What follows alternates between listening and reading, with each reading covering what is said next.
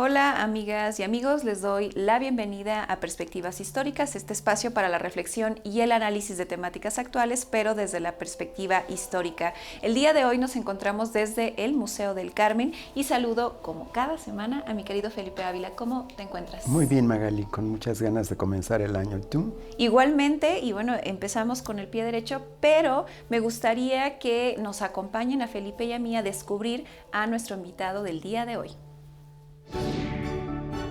Bernardo Barranco es economista por la UNAM y maestro en Sociología del Catolicismo Contemporáneo por la Escuela de Altos Estudios Sociales de París. Fue presidente del Movimiento de Estudiantes y Profesionistas de la Acción Católica Mexicana de 1975 a 1978, secretario latinoamericano del Movimiento Internacional de Estudiantes Católicos MIEC, con sede en Lima, Perú, de 1978 a 1981. Secretario general de Pax Romana, con sede en París, de 1982 a 1986. Ha sido consejero electoral tanto en el IEM como en el IFE-INE en el Estado de México. Además de director general de la Fundación Vamos FDS y la Fundación Mexicana de Desarrollo Rural ACE. Durante 18 años condujo el programa Religiones del Mundo en Radio Red y actualmente conduce el programa de televisión Sacro y Profano de Canal 11. Es colaborador de periódicos como La Jornada, Milenio, así como de la revista Proceso. En 2015 fue nombrado por la revista Quién como uno de los personajes que transforma a México. Es autor o coordinador de Más allá del carisma, análisis de la segunda visita de Juan Pablo II a México, El Evangelio Social del obispo Raúl Vera, Las batallas del Estado laico, Norberto Rivera, El pastor del poder, El infierno electoral, AMLO y la tierra prometida, y AMLO y la religión.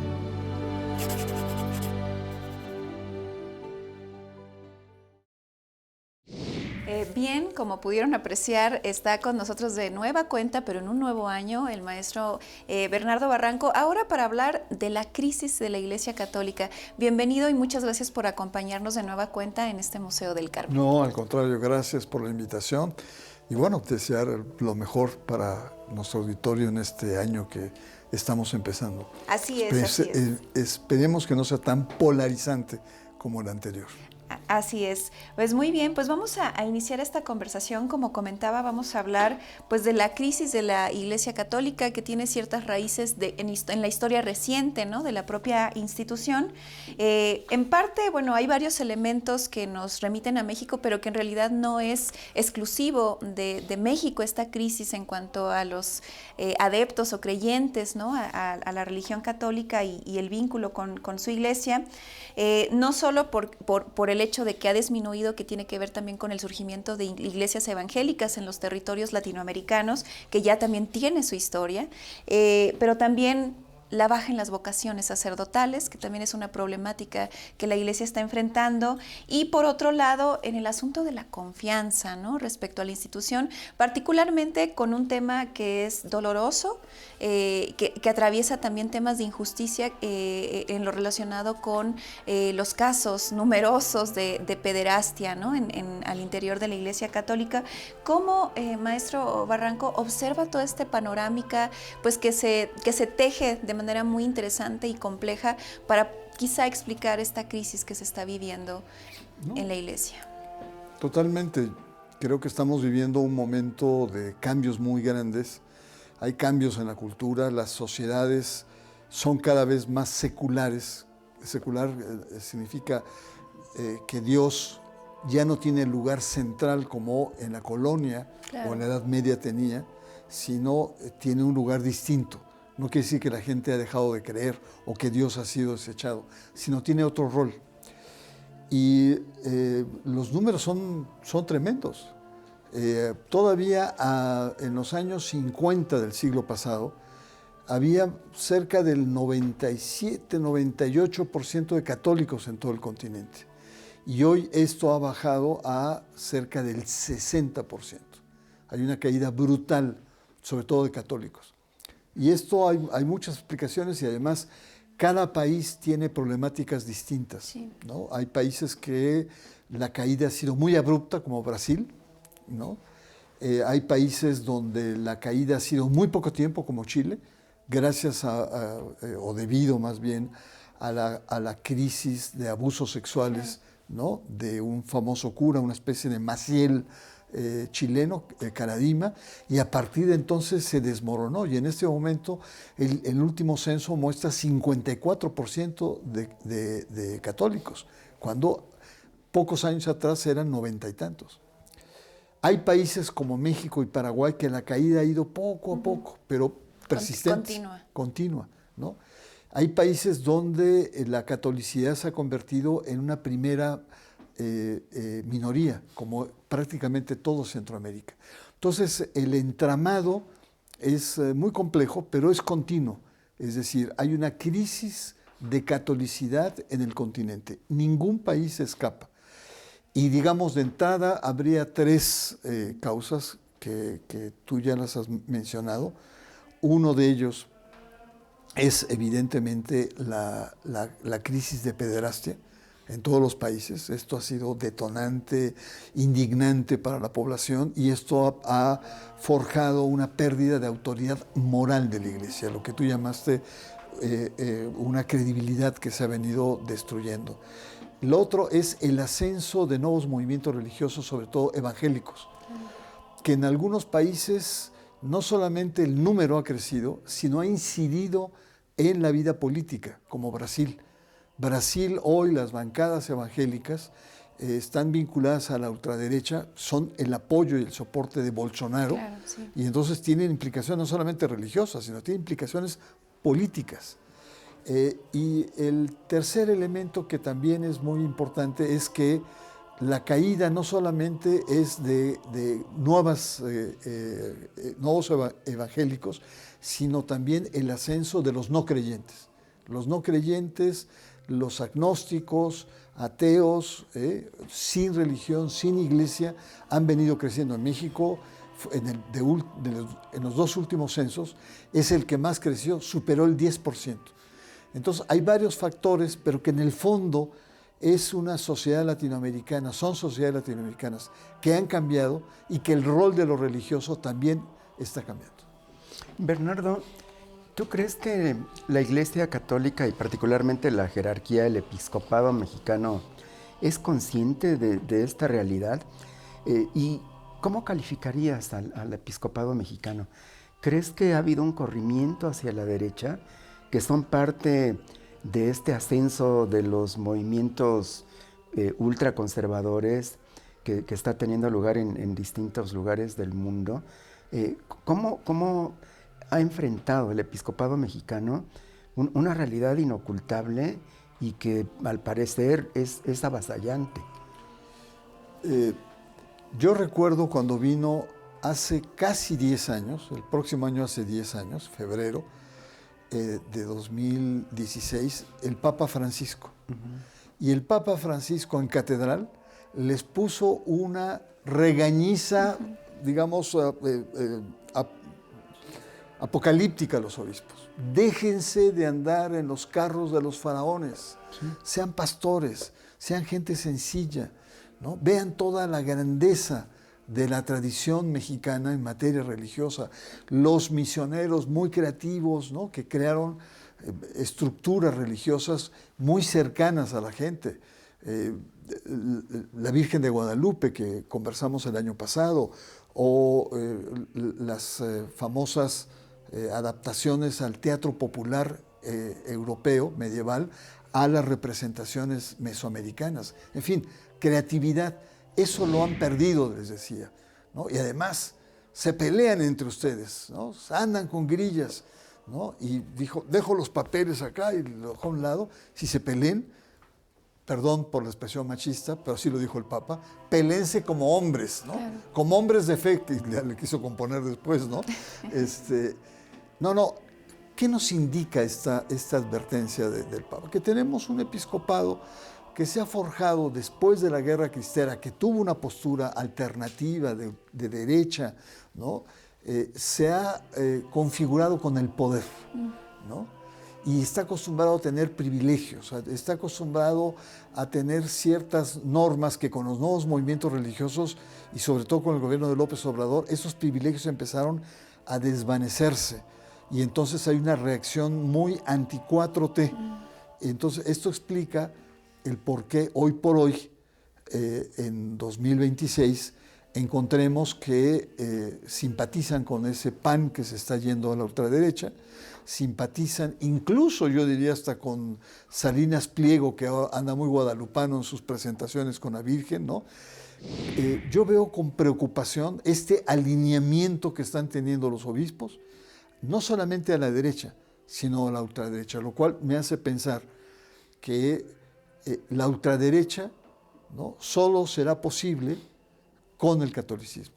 Si el catolicismo, no hay ultraderecha en este país, porque es la base social tradicional que viene desde el siglo XIX, XX con la Guerra Cristera, y ahora pareciera ser que algunos obispos quieren, digamos, reciclarla. Vamos a hacer una pequeñita pausa justamente para ver una cápsula acerca de datos sobre el tema relacionado con números y religión.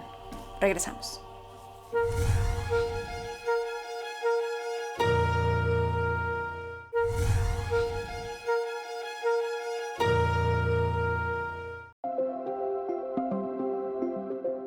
A pesar de que Latinoamérica concentra la mayor cantidad de católicos, esta se redujo de un 90% en 1910 a un 72% en 2010, tendencia que se ha acelerado en la última década en los países más poblados de la región. En México, por ejemplo, el porcentaje de católicos viró de un 83% en 2010 a un 77% en 2020, según datos del Censo de Población y Vivienda de ese año. Por su parte, Brasil vivió el descenso más profundo con una baja del 65 a un 50% entre 2010 y 2020. Las causas son varias, pero las más destacadas son la presencia de las iglesias evangélicas y su empuje en estos dos países y otros de la región. En Brasil, la población evangélica se movió de un 7% a un 31% entre 1980 y los últimos años. En México, por su parte, la afiliación a iglesias protestantes y evangélicas creció de un 3.2% a 11.2% entre 1980 y 2020, estando a la cabeza estados como Chiapas y Tabasco. Asimismo, tiene lugar un sutil pero continuo aumento de personas que no profesan alguna religión. Alrededor del 18% de la población en México y Brasil están dentro de este grupo. Estamos de regreso, amigas y amigos, en esta conversación que Magali y yo estamos sosteniendo con nuestro amigo Bernardo Barranco desde el Museo del Carmen.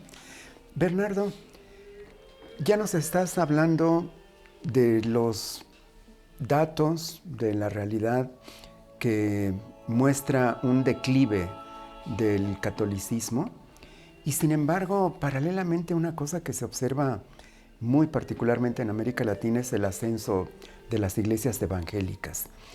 ¿Cómo explicarías tú este crecimiento de las iglesias evangélicas y pentecostales?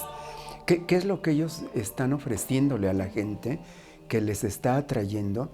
Y particularmente en zonas rurales, que es quizá en donde se manifiesta un mayor dinamismo.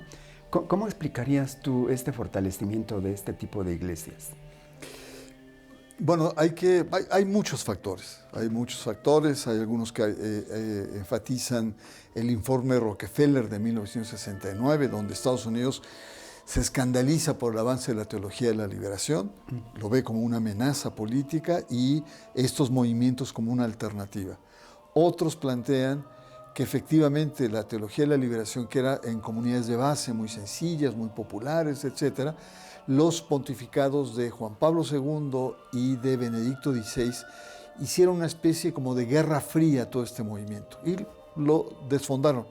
Entonces, por lo tanto, a nivel popular quedó, digamos, un espacio vacío que estos grupos entraron. Y entraron sobre todo los evangélicos, que es un concepto general. Conceptos más particulares serían los pentecostales y los neopentecostales, muy parecidos con acentos distintos. Y se basa mucho en la teología de la prosperidad, es decir, en el que a través de la fe, a través de la religión, vas a ir prosperando, vas a ir creciendo como ser humano, como persona. Y muchas de estas iglesias ayudan pues, a conseguir empleo, a conseguir un espacio en un lugar escolar, a tener acceso a la medicina, ¿no? Es decir, tienes que ver, la gente no es tonta, porque no, nada de fanatismo. La gente encuentra en estas iglesias un espacio de agregación social que la sociedad, los estados y las propias iglesias, los partidos políticos empujan hacia afuera, los excluyen. Y estos movimientos hacen que se incluyen, no solamente desde el punto de vista material, sino desde el punto de vista humano. Tienes nombre, tienes apellido, eres alguien, ¿no? Y eso ha sido parte del secreto de la expansión de estos movimientos. Y tienen un gran financiamiento. Tienen financiamiento de Estados Unidos, evidentemente. Pero mira, las cifras son en Brasil, que es el laboratorio, digamos, pentecostal. En 1995 el 78% eran católicos. Para 2024 solo bajaron al 46%, hay una pérdida de 32 puntos acá. Pero lo mismo podemos decir de Chile, bueno, y ahí es una cuestión política, ¿no? Los pentecostales han tenido mucha fuerza en mundo rural, en favelas, en suburbanos, etc. Chile, que era un país muy católico, muy europeo, tenía casi 74% de católicos en 1995, baja a 45.2%, una caída de 28%. Y ahí básicamente es la credibilidad de la Iglesia con los abusos sexuales, una gran decepción.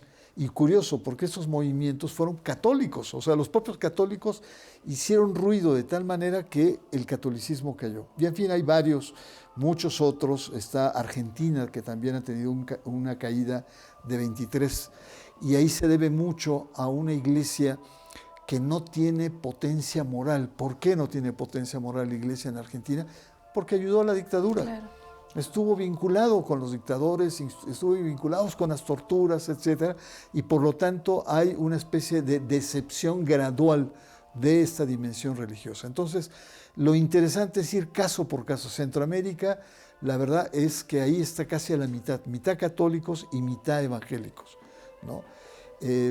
Y hay casos, por ejemplo, hoy la gran oposición que tiene Bukele con esta política tan ruda que ha tenido frente al crimen organizado es la Iglesia Católica, ¿no? Pero Bukele se espalda en los grupos evangélicos, principalmente en México.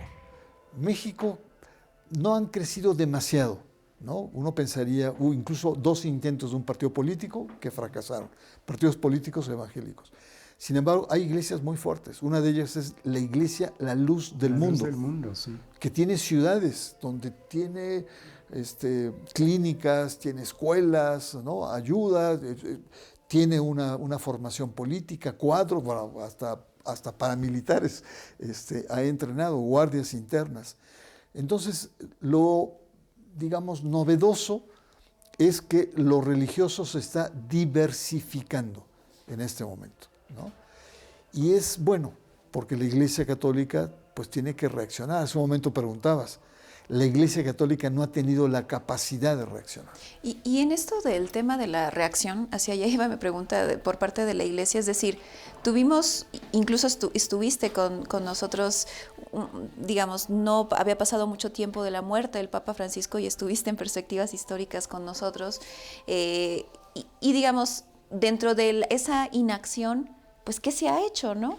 ¿Y qué se aspiraría a que ocurriera dentro de la Iglesia Católica? ¿O cómo es qué es lo que se está barajeando respecto a esta crisis? Si es que la han visto, ¿no? Y la están atendiendo. No, por supuesto que la han visto. Lo que pasa es que no tienen la capacidad de reacción. Ya. Y están yéndose por el lado equivocado de la política, del poder, cuando el problema es un problema pastoral. ¿En qué sentido? Pues de cómo le llegan a la gente. Sí. ¿No? La Iglesia cuestiona la Cuarta Transformación diciendo hay una crisis de valores en el tejido social. Bueno, ¿qué ha hecho la Iglesia? Con más de 15,000 templos, parroquias, capillas, es también, la crisis de valores es también la crisis de la Iglesia. Mira, algunos aspectos básicos para entender esta decadencia es sobre todo la imagen de los escándalos mediáticos, ¿no? Que no solamente es pederastia, Sí, claro. que ya sí es estrujante. Crisis de poder, Corrupción. crisis económicas, manejos turbios, corrupción, ¿no? Todo ese tipo de cuestiones, luchas de poder, narcotráfico, ¿no? Vínculos con sectores del crimen organizado. Hay un envejecimiento sacerdotal. Claro, ¿no? no hay vocaciones. Y hay una falta de vocaciones. Ya no es atractivo como antes. El decir, era una profesión exquisita en la familia, alguien tenía que ser cura, ¿no? Como en Sudamérica, alguien tenía que ser militar y un cura. Y ahora la verdad que no es. Otro tema es las luchas palaciegas, ¿no? Sectores conservadores que quieren empujar y que ya no ven al Papa y que el Papa se defiende. O sea, se ha convertido en una arena política la Iglesia que en esta era de información todo se sabe ahora, ¿no? No como antes que se ocultaban. En fin, habría muchos otros temas, finanzas opacas, rebeldías conservadoras, falta de respuestas a las mujeres, las sigue relegando, ¿no? Y me da la impresión que da mucho atole con el dedo. No, la mujer es importante en la vida de la Iglesia y tal. Pero a la hora de la hora la sigue relegando. En fin, habría muchas otras causas, pero creo que falta que la Iglesia a nivel internacional se sacuda. El Papa Francisco quiso sacudir, pero no pudo. Y la gran interrogante ahora con el Papa actual es que también tuvo un documento muy importante sobre la pobreza. Y creo que podría ir por ahí, pero la verdad que la Iglesia se ve difícil que se sacuda. Bernardo, ¿y hay voces críticas que valgan la pena dentro de la Iglesia? ¿Se mantiene algo de lo que fue la teología de la liberación viva, actuando? ¿Qué es lo que están haciendo? Esto que podría ser pues, el sector más rescatable, menos deslegitimado y con más cercanía con sectores pobres, con sectores marginados. Pero la teología de la liberación ha cambiado. La teología feminista no es más que la teología de la liberación aplicada al tema de género. La teología indígena que practicó Samuel Ruiz es una teología adaptada al universo indígena, ¿no? En lugar de, hay que no llevar el evangelio, sino que los indígenas sean portadores del evangelio. La teología ecologista, ¿no? También es otro elemento. En fin, lo que te quiero decir es que sí hay voces, ¿no? Pero ya no es como antes, que había un Samuel Ruiz, que había Méndez un Méndez Arceo. Arceo, Figuras, ¿no? había figuras tal, sino ahora se ha diversificado porque la Iglesia ha obligado a tener bajo perfil de todos estos liderazgos. Pero existe, sí existe. Y el papel de la religiosidad popular. En diciembre hablamos, ¿no?, del culto a la Virgen de Guadalupe. ¿Qué función tiene en estas lógicas también de resistencia o de pensar la parte de la relación de la población con la Iglesia desde otro lugar? Es desde otro lugar. Sí. Es decir, no es una pastoral popular orientada política o ideológicamente, es espontánea, no obedece, incluso ni a la Iglesia obedece, ¿no? Es la espontaneidad del culto, de la fe, que se expresa en muchas formas que no necesariamente son políticas, pero claro, son populares también. Y veíamos la vez pasada que para las peregrinaciones pues se requiere toda una creación de una arquitectura social para organizar, en el Estado de México, movilizar, no sé, 100,000 personas, ¿no? No es cualquier cosa, Claro. ¿no? Entonces, Sí creo que la religiosidad popular, lo más valioso es que está fuera del ámbito del control eclesiástico. Claro. Y ahí pues depende mucho de algunas regiones que son más fuertes. Veo en Oaxaca, veo en Chiapas, en algunos lugares, pero que depende de las pastorales locales. Hay otras en donde no es así. El Estado de México es como más, podríamos decir, más, no apolítica, pero no está metido en los grandes temas políticos de la Iglesia. Pues te agradecemos mucho, Bernardo Barranco, esta conversación acerca de la crisis de la Iglesia Católica y todos estos andamiajes y complejidad y elementos que nos permiten entender y explicar hacia dónde va la Iglesia Católica a su interior y al exterior, ¿no? Entonces, muchísimas gracias. Desearte un gran 2026 de parte de Perspectivas Históricas, a ustedes también. Decirles que este 2026, esta temporada de Perspectivas Históricas, vamos a continuar en los edificios históricos, en los museos, en las bibliotecas, trayendo expertos, especialistas de la historia, pero también a protagonistas de los procesos históricos. Así que les esperamos este 2026 a que nos acompañen en Perspectivas Históricas y bueno, me despido y les invito a que nos acompañen el próximo lunes.